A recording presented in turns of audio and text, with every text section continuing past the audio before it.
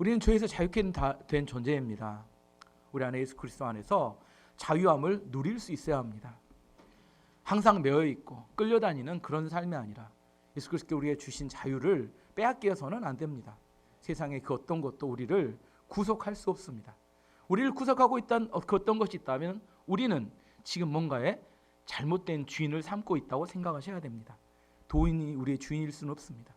사람이 우리의 주인일 수 없어요. 예수 그리스도의 구원받은 백성은 오늘 이야기한 것처럼 우리의 정체성은 하나님 안에 있고 이 땅에 있는 게 아니라 나그네같이 이 땅을 살아간다. 성경은 그렇게 말하고 있습니다.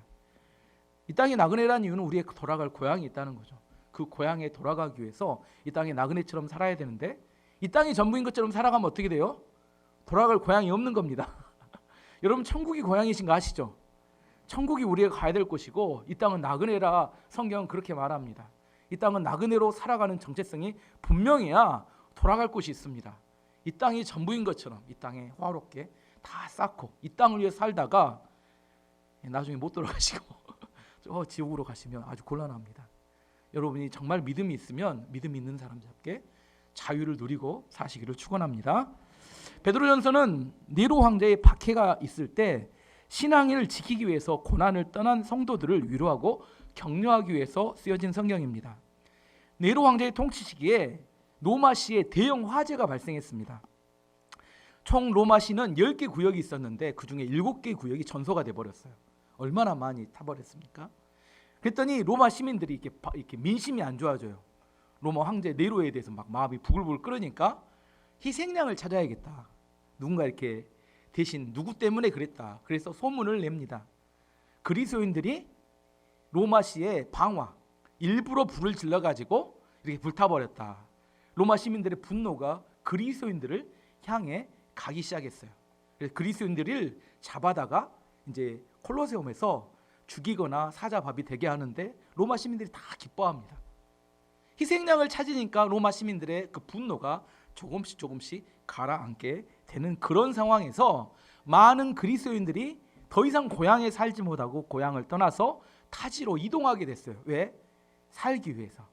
그래서 그들에게 베드로 사도가 위로하는 편지를 쓰는 것이 베드로전서인데 베드로전서 1장 1절 말씀 보시면 예수 그리스도의 사도 베드로는 고향을 떠나 본도, 갈라디아, 갑바도기아, 아시아, 비두냐에 흩어져 살고 있는 하나님의 선택된 백성에게 이 편지를 씁니다. 아시겠죠? 고향을 떠나 도저히 핍박에 살 수 없어서 그들이 고향을 떠나고 감옥에 갇히고 죽임을 당했습니다. 만약 이런 일이 우리에게 벌어진다면 우리는 어떻게 해야 될까요? 우리를 핍박하고 힘들게 하는 사람이 있다면 모든 힘을 동원해서 복수를 한다. 아니면 하나님께 맡기고 하나님께 영광을 돌리는 삶을 산다. 베드로 사도는 하나님께 영광을 돌리는 삶을 살아야 된다. 이렇게 말합니다. 베드로전서 2장 19절 말씀에도 보면 부당하게 고난을 받아도 하나님을 생각함으로 슬픔을 참으면 이는 아름다우나. 부당하게 고난을 받을 때가 있다는 겁니다. 우리가 부당하게 고난을 받으면 어때요? 부글부글 끓죠. 막 항변하고 싶습니다. 누군가에 찾아가서 내가 부당하다는 사실을 이야기하고 싶어요. 근데 그때 하나님을 생각하고 참으면 아름답다고 이야기합니다. 조금 손해봤다고 조금 상처받았다고 막 부들부들 떨면서 복수하겠다고 난리치지 말라 이렇게 말하는 겁니다. 왜냐하면 우리를 구원하시기 위해서 예수님께서는 십자가에 달려 죽으셨어요. 우리를 위해서 많은 손해를 보셨고 많은 상처를 입으셨지만 예수님은 우리를 위해서 참으셨다. 성경은 그렇게 말합니다. 베드로전서 2장 23절 말씀 보면 예수님은 모욕을 당해도 욕하지 않으시고 고난을 받을 때도 위협하지 않으셨습니다. 그는 모든 것을 공정하게 심판하시는 하나님 손에 자신을 맡기셨습니다. 우리에게 고통을 준 자들, 그 사람들은 하나님께서 심판하신다고 믿고 맡기고 부들부들 떨지 않았다는 겁니다. 근데 제가 상담을 하거나 누구에게 이야기해 보면 교회 말고도 직장에서 누가 상처를 받았대요. 많이 상처를 받았다고 합니다. 나중에 양쪽 이야기를 들어봤더니 자기만 상처받은 게 아니라 또 상처 준 것도 엄청 많습니다. 그래서 한쪽 말만 들으면 오해하기 딱 쉽습니다. 그 사람 이야기 들으면 뭐예요? 네가 맞다 했는데 반대쪽 이야기 들어봤더니 이게 또 아니네. 이 진실은 이렇게 또 그 이야기가 아니네 이렇게 생각될 때가 있어서 우리가 복수하겠다고 하는 생각은 우리 측면의 이야기고 그래서 공정하지 않습니다. 그래서 복수는 공평하게 심판하시는 하나님께 맡겨야 된다. 성경은 그렇게 말합니다. 베드로전서 2장 24절 또 이렇게 이야기합니다. 그리고 몸소 우리 죄를 짊어지시고 십자가에 달려 돌아가심으로써 우리가 더 이상 죄를 위해 살지 않고 의를 위해 살 수 있게 하셨습니다. 그리스도께서 상처를 입으심으로써 우리가 낫게 된 것입니다. 예수님께서 십자가를 지시고 상처를 받은 이유에 대한 설명을 하는데 예수님이 왜 고난을 참으셨느냐? 우리를 구원하기 위해서였다 그렇게 말합니다. 우리가 어떤 사람들이 예수님께 상처를 주죠. 예수님이 상처를 받으셨습니다. 예수님이 어떤 사람에게 상처를 많이 받을까요? 불신자들에게 상처를 많이 받을까요? 아니면 믿는 우리들에게 상처를 많이 받을까요? 여러분은 주로 누구에게 상처를 받으신가요? 멀리 있는 아프리카 사람 여러분들에게 상처를 주시는가요? 아니면 여러분 가장 가까이 있는 가족, 직장 동료, 친구들이 상처를 주던가요? 실제 상처는 누가 줘요? 가장 가까이 있는 사람들이 주는 거지 아프리카에 있는 사람들은 별 관심 없습니다. 실제 예수님께 상처를 드리는 것도 사실 누구예요? 그렇게 믿는다고 믿음이 있다고 하면서 또 불신의 행동들은 또 누가 다 해요? 여기 있는 분들이 다 하시잖아요. 누가 상처를 받아요? 기대도 안 하면 상처도 안 받는데 꼭 기대하게 딱 만들어요. 제가 그렇습니다. 꼭 기대하게 만들어요. 뭐 열심히 하겠다 잘하겠다 하지만 나중에 왜 저러지? 기대하고 다릅니다. 그런데 이 잘못한 사람들에 대해 예수님이 공격하시고 심판하신다면 예수님이 두려워서 어떻게 예수님께 가까이 갈 수 있겠습니까? 우리가 예수님께 가까이 가고 안심하고 예수님께 나아갈 수 있는 이유는 우리가 연약함에도 불구하고 문제가 있음에도 불구하고 그분은 우리를 공격하지 않으시고 심판하지 않으신다는 확신이 있으니까 나가는 거 아닙니까? 고슴도치의 사랑이라는 게 있습니다. 고슴도치는 5,000개 정도에 되는 가시를 갖고 있대요. 근데 고슴도치도 이런 가을이 되면 가을을 타거나 외로워집니다. 뭐 하고 싶어요? 여러분 아닌가요? 이미 세포가 다 죽었나요? 사랑을 하고 싶습니다. 그런데 사랑을 하려고 다른 고슴도치 가까이 갔는데 어떻게 해요? 고슴도치가 뭘 갖고 있어요? 가시가 있어요. 가까이 가고 싶은데 가시가 막 찌릅니다. 가까이 가다가 뭐예요? 포기하고 돌아섭니다. 이 시대를 살아가는 현대인들의 삶의 모습입니다. 상처들이 많습니다. 너무 또 외로워요. 그래서 다른 사람이 가까이 가려고 하면 그 사람이 상처로 막 찔러요. 그러니까 가까이 가지 못하고 외로운 채로 다 떨어져서 이렇게 살아갑니다. 그럼에도 불구하고 사랑을 하려면 어떻게 해야 돼요? 한 사람은 포기해야 합니다. 상대가 가시로 찌를 때 피를 줄줄 흘리듯이 심장을 관통하는 가시를 찔림에도 불구하고 나는 상대에게 심판과 공격을 하지 않고 상대를 안아줄 때 그때 사랑이 가능합니다. 그게 바로 십자가의 사랑입니다. 예수님께서 우리를 사랑하실 때 십자가를 지셨다는 이야기는 우리가 공격하더라도 우리를 공격하지 않으시겠다는 확실한 사인을 보여주는 게 십자가입니다. 누군가에게 창이 찔리지만 아무런 반응도 보이지 않고 공격도 하지 않습니다. 오히려 그들 위해서 기도해 주셨어요. 주님, 저들의 죄를 잘 모르니까 저들 용서해 주십시오. 그럴 때 고슴도치가 사랑을 할 수 있습니다. 우리도 마찬가지입니다. 십자가의 사랑이 없이는 우리가 누군가를 사랑하기는 매우 어렵다는 겁니다. 우리가 누군가를 사랑하기 위해서는 반드시 십자가의 사랑을 가지고 나가야 합니다. 오늘 본문은 그걸 이야기합니다. 어떻게 하면 십자가의 사랑을 가지고 우리가 살아갈 수 있을 것인가. 9절 말씀이 이렇게 말합니다. 9절에 그러나 너희는 택하신 족속이요 왕같은 제사장들이요 거룩한 나라요 그의 소유된 백성이니 이는 너희를 어두운 데서 불러내어 그의 기이한 빛에 들어가게 하신 이에 아름다운 덕을 선포하게 하려 하심이라. 이렇게 십자가의 사랑을 구원받은 우리가 어떻게 살아갈 것인가? 바로 예수 그리스도의 사랑을 전하며 살아가는 게 우리의 삶의 목표가 되어야 된다. 사명이다. 그렇게 말합니다. 오늘 본문 12절에 한 번 더 이야기합니다. 너희가 이방인 중에서 행실을 선하게 가져 너희를 악행한다고 비방하는 자들로 하여금 너희 선한 일을 보고 오시는 날에 하나님께 영광을 돌리게 하려 함이라. 불신자들이 안 믿는 사람이 예수 사랑을 모르기 때문에 우리를 공격하고 비방할 수 있다고 말합니다. 그때 우리는 복수하는 게 아니라 선행함으로 하나님께 영광을 돌려야 된다, 이렇게 말합니다. 베드로전서 1장 15절 16절에 그럼 하나님께 어떻게 영광을 돌릴 것인가? 오직 너희는 부르신 거룩한 이처럼 너희도 모든 행실에 거룩한 자가 되라. 기록되었어. 내가 거룩하니 너희도 거룩할지어다 하셨느니라. 하나님께 영광을 돌리기 위해서는 우리는 거룩한 삶을 살아야 합니다. 세속적인 삶 말고 거룩한 구별된 삶을 살아야 합니다. 여기서 오늘 본론이 나오는데, 세속적인 삶과 거룩한 삶에 대해서 많은 사람이 혼돈하고 오해하기 때문에 많은 문제가 발생합니다. 교회 일은 거룩한 일이고 가정이나 직장에서 하는 일은 세속적인 일이다. 맞나요? 틀리나요? 교회 일은 거룩한 일이고 가정이나 직장에서 하는 일은 세속적인 일이다. 틀립니다. 어떤 장로님이 이렇게 기도하셨습니다. 하나님 아버지, 한 주일 동안 세상 일에 찌들려 살던 우리들은 하나님의 거룩한 성전에 나와 예배를 드리게 하심을 감사합니다. 세상 일이란 세속적인 일을 하다가 하나님의 성전과 거룩한 성전과 예배는 거룩한 일이다, 이렇게 생각하는 게 맞습니까?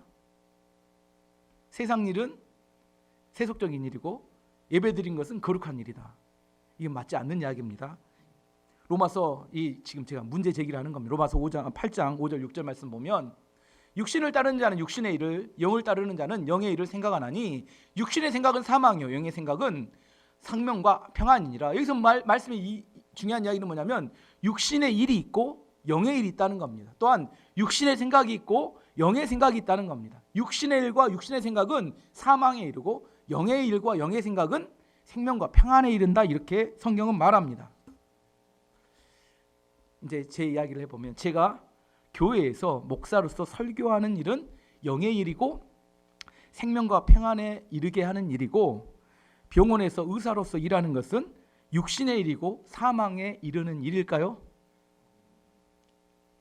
분명하게 지금 거룩한 일과 세속적인 일을 잘 정리하지 않으면 굉장히 혼란스러운 일에 빠지게 됩니다. 교회의 일과 이것은 거룩한 일이고 교회를 밖에 나가서 하는 일은 세속적인 일, 이렇게 구분하기 시작하면 문제가 생깁니다.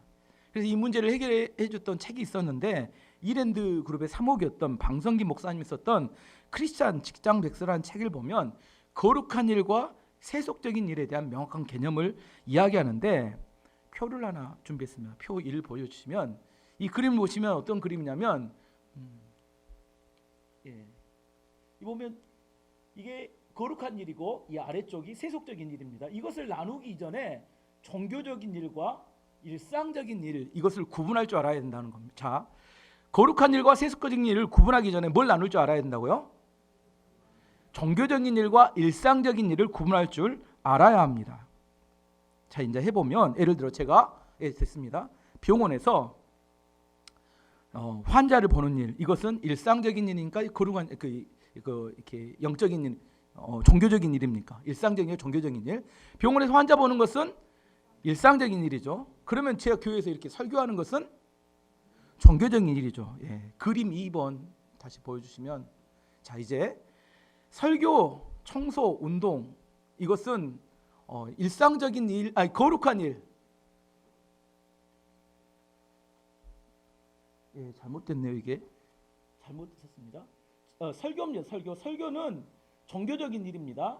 진료하거나 청소하거나 운동하는 것은 일상적인 일이 될 수 있습니다. 그런데 여기서 중요한 건 뭐냐면, 설교도 거룩한 일이 될 수 있고, 설교도 이렇게 세속적인 일이 될 수 있고, 우리가 일상적인 일도 거룩한 일이 될 수 있고, 일상적인 일도 세속적인 일이 될 수 있다고 이야기 드리는 겁니다.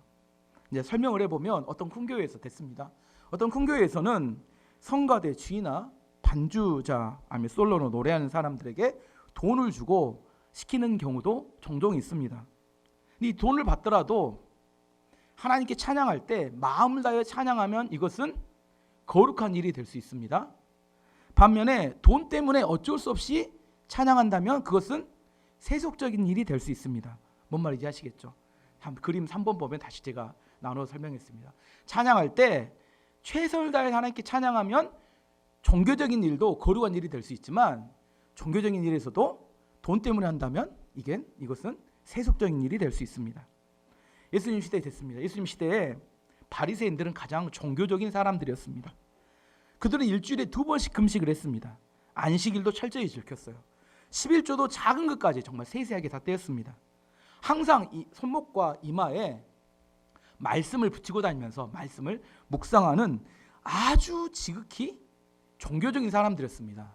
근데 예수님은 그들이 아주 지극히 세속적이었다고 말씀하셨어요. 누가복음 16장 14절에 예수님이 이렇게 이야기합니다. 바리새인들은 돈을 좋아하는 자들이라 이 모든 것을 듣고 비웃거늘. 이들은 하나님을 믿는다고 말하면서 실제적으로는 돈을 숭배하는 사람들이었습니다. 바리새인들이 그래서 누구를 죽이려고 했어요? 예수님을 죽이기로 작정을 했습니다. 왜냐하면 예수님이 성전에 오셨을 때 성전을 깨끗하게 하기 위해서 장사하는 사람들 모두 몰아냈습니다. 사실은 종교 지도자들과 바리새인들은 성전에서 양과 소와 비둘기를 파는 장사하는 사람들에게 커미션을 받아가지고 자기들의 부를 축적하고 있었습니다. 그런데 예수님께서 내 집은 기도하는 집이다 이렇게 하면 안 돼 하고 그들을 모두 몰아내니까 그들의 마음속에 안 되겠는데 어떻게 해야 되겠다? 예수님을 죽여야겠다 그렇게 생각했다는 겁니다. 누가복음 19장 46절 47절 말씀 보면 그들에게 이르시되 기록된 바 내 집은 기도하는 집이 되리라 하였거늘 너희가 강도의 소굴을 만들었도다 하시니라.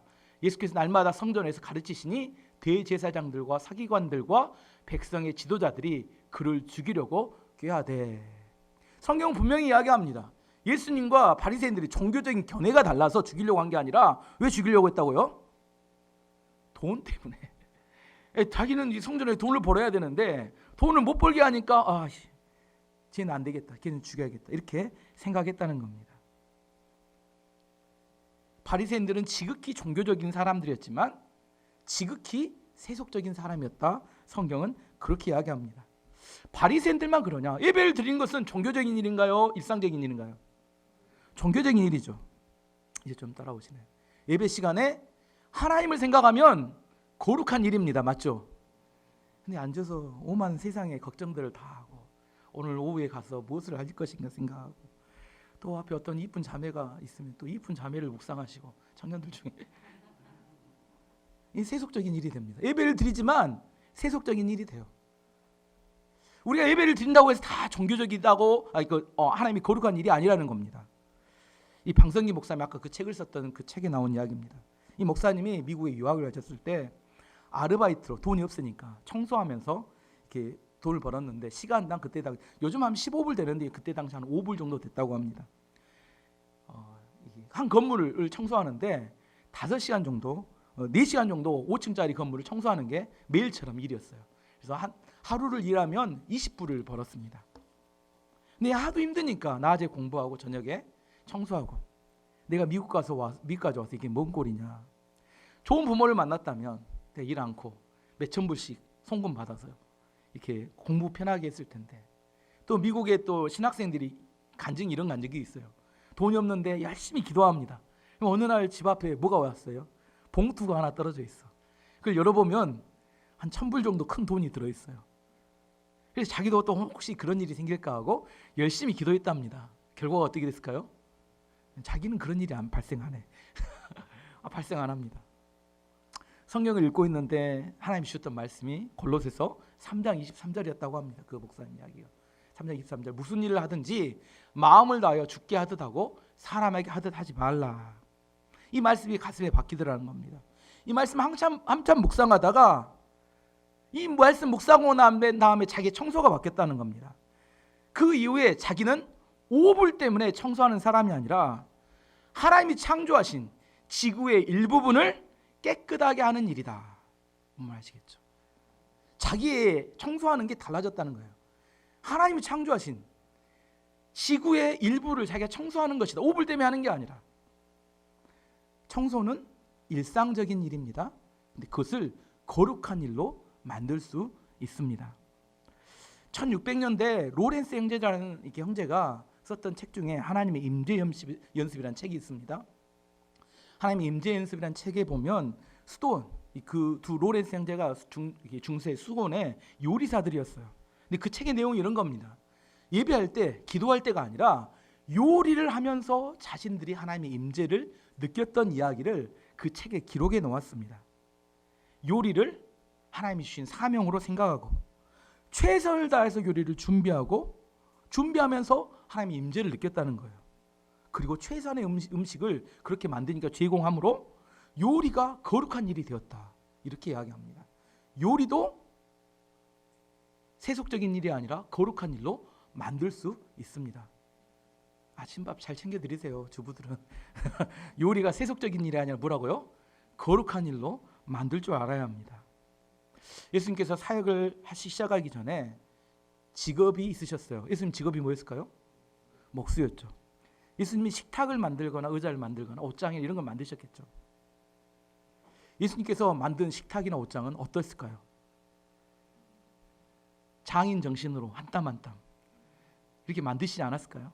대충 만들고 뭐 이렇게 하셨을까요?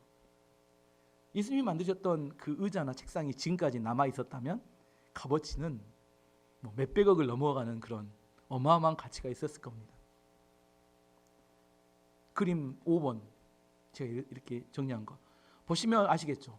찬양하는 거 종교적인 일인데 거룩한 일이 될 수 있고, 돈 때문에 찬양하거나 바리새인들이나 예배 때 딴 생각하는 것은 종교적인 일이지만 뭐가 될 수 있어요? 세속적인 일이 될 수 있습니다.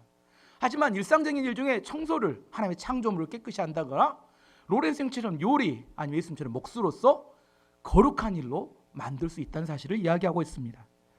두 번째는 이제 날에 대한 이야기를 한번 해보겠습니다. 주일날은 거룩한 날이고 나머지 평일날, 6일날은 세속적인 날일까요? 지금 잘 따라오시는 거 뭐냐, 무슨 이야기든지 지금 중요한 건 종교적인 것과 일상적인 것을 먼저 구분해야 합니다.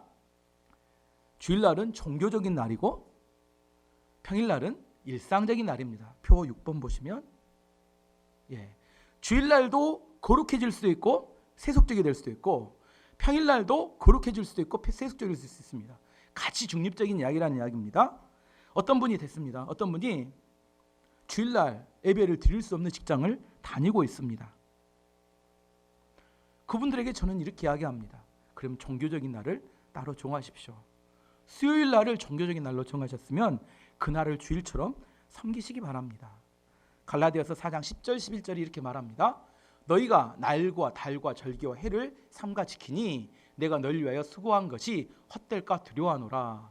율법적으로 그것을 그 율법주의자들이 꼭 지키려고 몸부림을 쳤는데 이제 우리가 이 스쿨 안에 자유케 됐다는 겁니다. 그런다고 해서 마음대로 그럼 해도 되느냐? 그건 아닙니다. 전 세계적으로 보면 일요일 날을 주일로 지키는 지역이 있고, 유대인들 있잖아요. 이스라엘은 금요일, 토요일을 쉬고 월요일부터 일합니다. 그럼 유대인들이 사는 이스라엘에서는 주일날이 몇 요일일까요? 토요일입니다.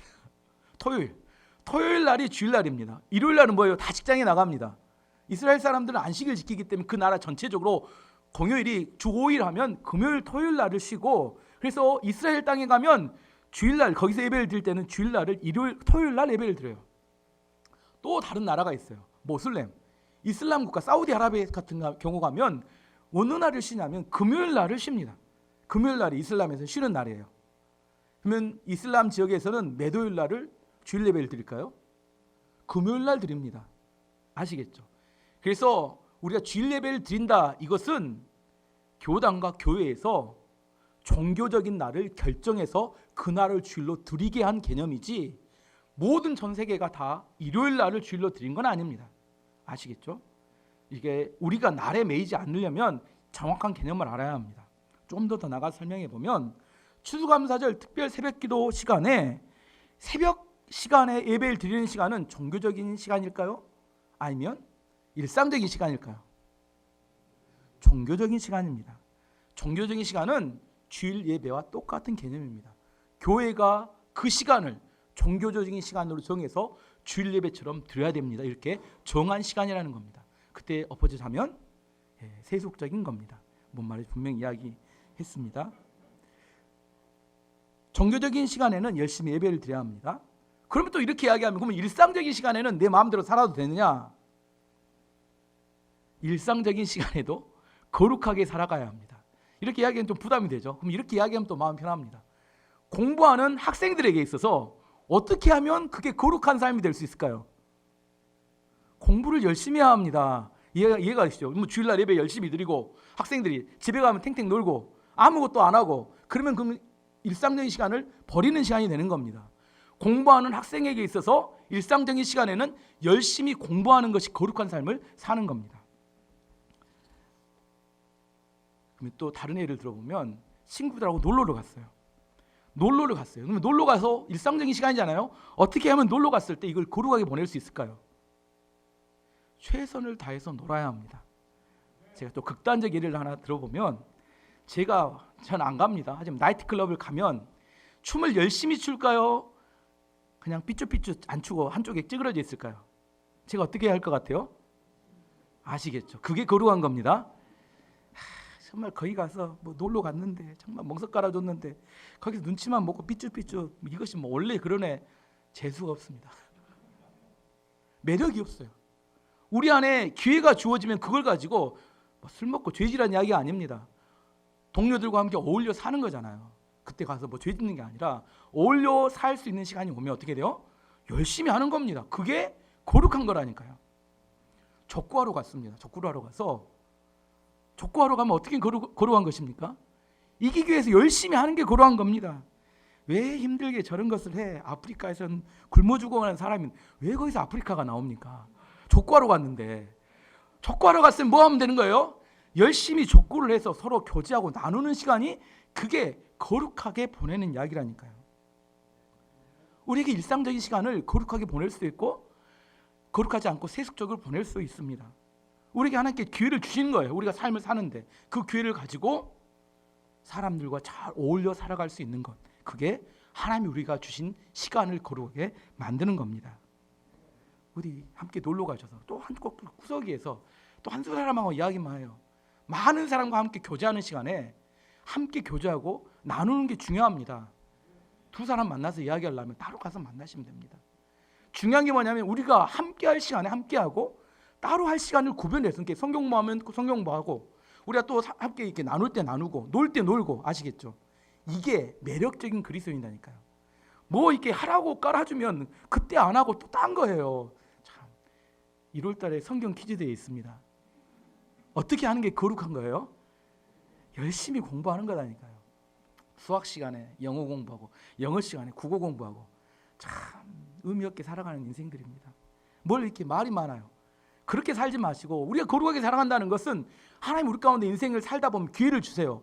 지금은 공부하라고 할 때 학생들은 공부할 기회를 주셨을 때 공부를 하는 거고 또 일할 기회를 주시면 일을 열심히 하는 겁니다. 내가 쉬어야 할 때 쉬고 놀아야 될 때 놀고 이게 정말 하나님께 우리 인생을 맡기고 거룩하게 살아가는 겁니다. 이번에는 그림 7번 제가 정리했습니다. 주일 성수하시고 특별 새벽기도 하는 게 종교적으로 거룩한 거고 학생 공부 열심히 놀러 가면 재미있게 족구는 이기기 위해서 이게 거룩하게 사는 겁니다. 이번엔 장소의 개념을 한번 살펴보겠습니다. 교회는 거룩한 것이고 가정이나 직장은 세속적인 것이다. 이제 맞아요, 틀려요? 이게 아니겠죠. 뭐부터 구분해야 돼요? 종교적인 장소와 일상적인 장소를 구분해야 합니다. 교회는 종교적인 장소입니다. 그다음에 우리가 살아가는 일상의 현장은 일상적인 장소입니다. 일상적인 장소에서도 거룩해질 수 있고 종교적인 장소에서도 죄지으면 타락할 수 있습니다. 세속적인 장소가 될 수 있습니다. 하나님께서 모세를 부르실 때 시내산에서 모세에게 이렇게 말씀하셨어요. 출애굽기 3장 5절 말씀 보면 하나님이 이르시되 이리로 가까이 오지 말라. 내가 선 곳은 거룩한 땅이니 내 발에서 신을 벗으라. 이 시내산은 일상적인 땅입니다. 성전이 아니에요. 산이었어. 일상 산이었는데 하나님이 뭐라고 말씀하시냐면 내가 선 곳은 거룩한 땅이다 이렇게 말씀해 주셨어요. 하나님의 임재가 있는 그곳은 거룩한 곳이 될 수 있습니다. 우리가 살아가는 일상적인 장소에도 하나님의 임재가 있을 때 그건 거룩하게 될 수 있다 이렇게 생각하시면 됩니다. 여러분에게 제가 가끔 이야기하죠. 기도의 방을 만들어라. 직장이든 여러분 가정이든 직장이든 그건 일상적인 장소입니다. 하지만 내가 그곳에 가서 하나님께 기도하는 기도의 장소를 만들면 거기가 거룩한 장소가 될 수 있습니다. 교회에서 죄 짓는다면 그건 세속적인 장소가 될 수 있습니다. 다음 그림표 보면 모세가 있던 시내산은 일상적인 장소였지만 거룩한 장소가 되었고 우리의 기도의 방도 마찬가지입니다. 교회에서 죄 지으면 거기는 종교적인 장소이지만 거기는 세속적인 장소가 될 수 있어요. 교회가 거룩한 장소다 이렇게 생각하면 잘못입니다. 이번에 좀 더 나가서 사람에 대해서 한번 이야기해 보겠습니다. 목사는 거룩한 사람이고 성도들은 일상적인 이렇게 세속적인 사람이다. 맞을까요? 이거 아니겠죠. 목사는 종교적인 사람이고 그다음 여러분은 일상적인 사람이다. 이렇게 구분해야 맞죠. 목사는 성직자고 여러분은 평신도고 이 구분도 맞을까요? 우리 모두는 다 성직자입니다. 종교적인 일을 하는 성직자이고 여러분은 일상적인 일을 하는 성직자입니다. 이해가 되시죠? 우리는 하나님이 우리 부르실 때 우리를 거룩하게 하시기 위해서 우리를 부르셨고 거룩한 일을 위해서 부르셨다는 사실을 인정하는 겁니다. 아시겠죠? 사람도 거룩한 사람이 있는 게 아니라 우리 안에 주어진 일에 거룩하게 살아가는 겁니다. 하나 더 설명드리면 설교를 듣는 우리에게 자세도 적용할 수 있습니다. 설교를 듣는 것 이건 종교적인 일입니다. 하지만 이 설교를 제 말로 들으면 세속적이 되고 하나님의 음성으로 들으면 거룩한 일이 될 수 있습니다. 데살로니가전서 2장 13절 말씀 보면 이러므로 우리가 하나님께 끊임없이 감사함은 너희가 우리에게 들은 바 하나님의 말씀을 받을 때에 사람의 말로 받지 아니하고 하나님의 말씀으로 받음이니 진실로 그러하도다. 이 말씀이 또한 너희 믿는 자 가운데에서 역사하느니라. 데살로니가 교인들이 사도 바울의 설교와 말씀을 들을 때 어떻게 들었다고요? 하나님의 말씀으로 들었다. 성경은 그렇게 이야기합니다. 사도 바울이 하나님이기 때문에 아닙니다. 제가 하나님 아닙니다. 하지만 하나님의 말씀에 대해서 설교에 대해서 하나님의 말씀으로 들었다. 이것을 뭐라고요? 거룩한 일이고 사람의 이야기로 들으면 이것이 세속적인 이야기다. 그렇게 말할 수 있습니다. 그래서 중요한 건 뭐냐면 거룩한 일과 세속적인 일을 구분하기 이전에 가장 중요한 건 뭐냐면 먼저 해야 될 것은 종교적인 일과 일상적인 일을 구분해야지만이 명확하게 혼돈에 빠지지 않고 구분할 수 있게 됩니다. 이런 경우를 발생하죠. 어떤 분, 장로님인 경우들이 애들이 많은데 교회에서는 충성 봉사를 하십니다. 좋은 신앙이네요.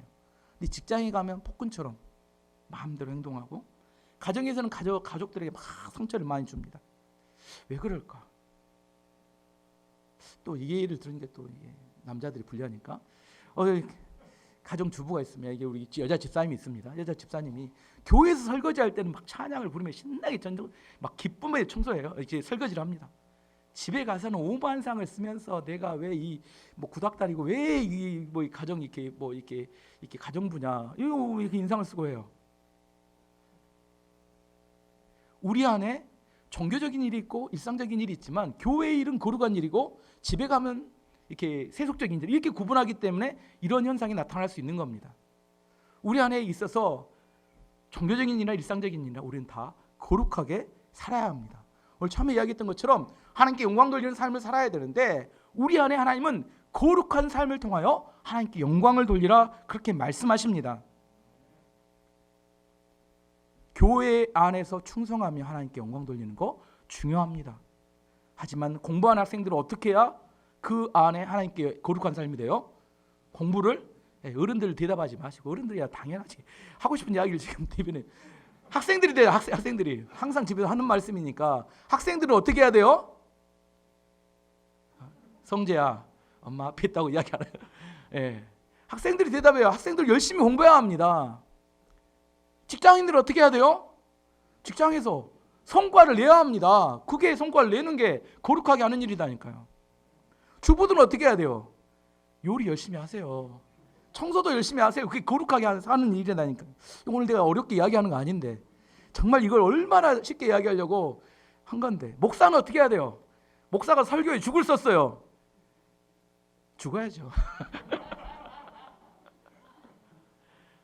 설교를 잘하고 성도들의 이해가 되고 하나님 말씀대로 살도록 해야 이게 거룩한 일이다니까요. 물론 못해도 하나님이 봐주시긴 하지만 그래서 뭐가 돼야 돼요? 그리스도인들은 매력적인 사람이 돼야 합니다. 어디 가서든지 내 안에, 우리 안에 있는 거룩한 일을 통하여 매력을 발산해야 합니다. 어디 꼬당은 보리자루처럼 막 이렇게 뭐 못한다 안 한다 이렇게 막 이렇게 그렇게 해서 어디 가면 이렇게 다 이거 왕따 되고 막 이렇게 소외되고 이렇게 살아가는 거 하나님 절대 원하시는 거 아닙니다. 우리 안에 하나님 주신 기회, 인생이란 주신 기회, 그 기회를 가지고 종교적인 일인지 일상적인 일인지 열매를 통하여 하나님께 영광을 돌리는 것, 그걸 그렇게 살아가는 민족과 일반교회 여러분, 우리 교회 성도님들 되시기를 축원합니다. 자, 함께 기도하도록 하겠습니다.